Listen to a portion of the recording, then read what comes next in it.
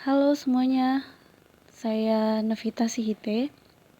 Kali ini saya akan membahas mengenai leasing masih bisa tarik kendaraan debitur macet.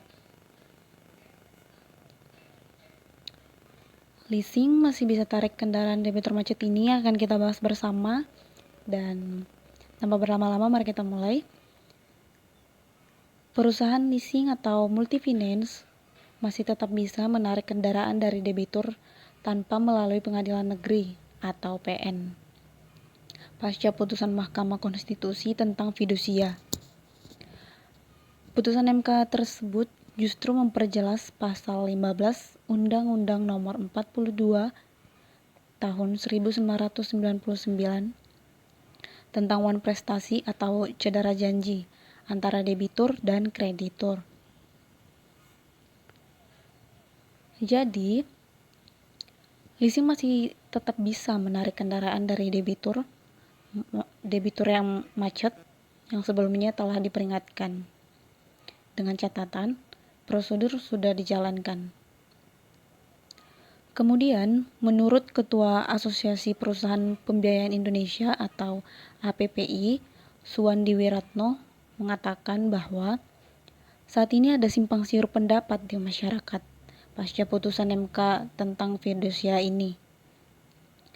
Kesimpang siuran itu yakni seolah-olah pemegang hak fidusia atau leasing telah boleh melakukan eksekusi sendiri tanpa harus mengajukan permohonan pelaksanaan eksekusi kepada pengadilan negeri. Padahal sejatinya tidak demikian. Perusahaan leasing masih bisa menarik kendaraan dari debitur macet tanpa pengadilan. Putusan MK itu tidak bisa dibaca sepotong-sepotong. Ada ruang lebar untuk mengeksekusi jaminan debitur macet. Nah, dalam putusan MK disebutkan, perusahaan leasing tetap boleh melakukan eksekusi tanpa lewat pengadilan dengan syarat pihak debitur mengakui adanya wan prestasi. Sepanjang pemberi hak fidusia atau debitur telah mengakui adanya cedera janji atau wan prestasi dan secara sukarela menyerahkan benda yang menjadi objek dalam perjanjian fidusia, maka menjadi kewenangan sepenuhnya bagi penerima fidusia atau kreditur untuk dapat melakukan eksekusi sendiri.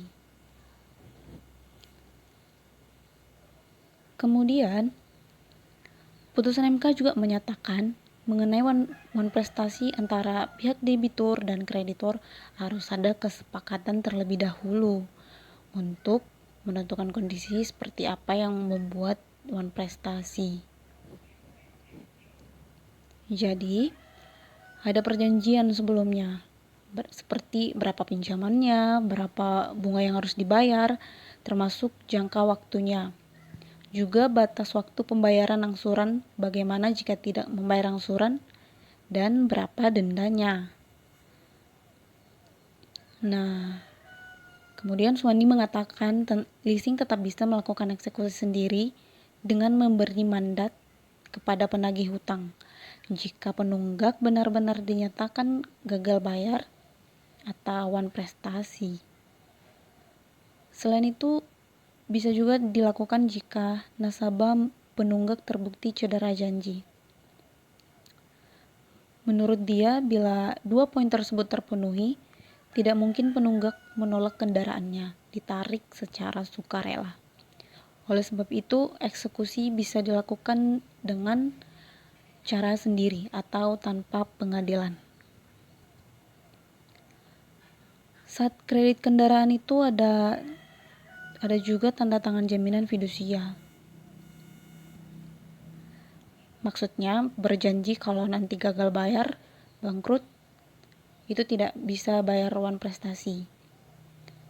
Terus dikunjungi tapi tidak bayar juga, namanya cedera janji. Kalau sudah begitu, ia tidak mau sukarela menyerahkan. Saya tidak mau menyerahkannya secara sukarela, maksudnya ya. Suwandi juga mengatakan eksekusi tidak bisa dilakukan jika ada ketidaksepahaman antara leasing dan penunggak cicilan. Nah, kemudian kita berikan contohnya terdapat nasabah yang belum membayar, tapi fakta di lapangan sudah melunasi tunggangan lewat penagih hutang maksud saya, berarti itu ada masalah pada internal leasing. Maka dari itu artinya tidak terlambat. Misalnya duit ditilep sama kolektor, kalau itu terjadi itu tidak bisa dieksekusi. Nah, itu harus lewat penetapan pengadilan. Penetapan bukan keputusan pengadilan. Jadi yang dimaksud Mahkamah Konstitusi itu yang ke pengadilan adalah orang yang secara berkeadilan mereka tidak wan prestasi dan cedera janji. Selanjutnya, mengutip dari situs resmi Mahkamah Konstitusi terkait putusan tersebut, jika penunggak telah mengakui adanya cedera janji dan dengan sukarela menyerahkan benda yang menjadi objek dalam perjanjian fidusianya, leasing punya kewenangan penuh melakukan eksekusi sendiri. Tetapi jika penunggak tidak mengakui cedera janji dan keberatan untuk menyerahkan secara sukarela benda yang menjadi objek dalam perjanjian fidusia, maka leasing tidak boleh melakukan eksekusi sendiri. Jadi harus ada kesepakatan ya. Dan selanjutnya dalam Undang-Undang Nomor 42 Tahun 1999 tentang Jaminan Fidusia pasal 15 ayat 1 tertulis bahwa sertifikat jaminan fidusia mempunyai kekuatan eksekutorial yang sama dengan putusan pengadilan. Lalu dalam pasal 15 ayat 3 undang-undang tersebut tertulis bahwa jika debitur cedera janji, penerima fidusia mempunyai hak hukum untuk menjual objek fidusia. Mahkamah Konstitusi pun menafsirkan bahwa frasa cedera janji dalam Undang-Undang Nomor 42 Tahun 1999 tidak ditentukan secara sepihak oleh kreditur, melainkan atas dasar kesepakatan dengan debitur. Kemudian untuk meluruskan pemahaman masyarakat, Otoritas Jasa Keuangan atau OJK akan menggandeng Kementerian Hukum dan HAM untuk sosialisasi. Karena dalam perjanjian fidusia itu kan tetap tahap awal sudah disepakati bahwa bila wan prestasi memang akan ada eksekusi alias upaya paksa.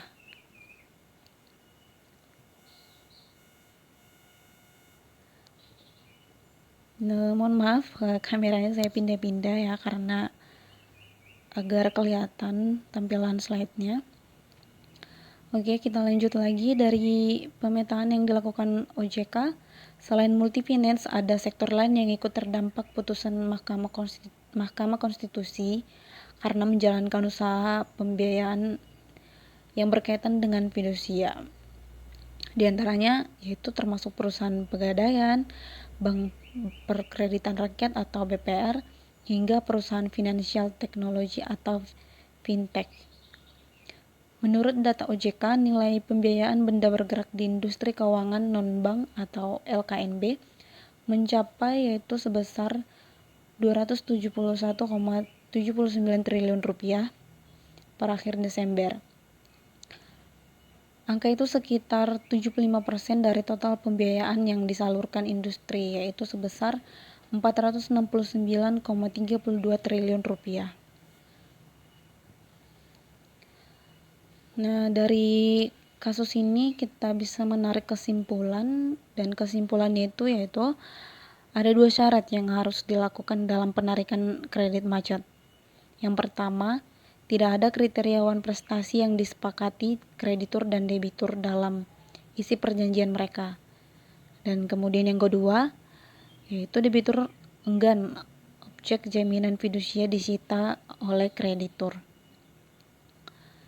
Terhadap jaminan fidusia yang tidak ada kesepakatan tentang cedera janji atau awan prestasi, dan debitur keberatan menyerahkan secara sukarela objek yang menjadi jaminan fidusia, maka secara mekanisme dan prosedur hukum dalam pelaksanaan eksekusi, sertifikat jaminan fidusia harus dilakukan dan berlaku sama dengan pelaksanaan eksekusi putusan pengadilan yang telah berkekuatan hukum tetap. Nah, itu saja yang dapat saya simpulkan mengenai leasing bisa tarik kredit macet ini. Apabila ada penjelasan yang kurang atau salah-salah kata atau mungkin ada dari tampilan slide yang saya buat yang salah mengenai kasus ini, saya mohon maaf. Dan semoga apa yang sudah saya jelaskan bisa bermanfaat bagi siapapun yang menonton video ini. Dan itu saja, saya ucapkan terima kasih.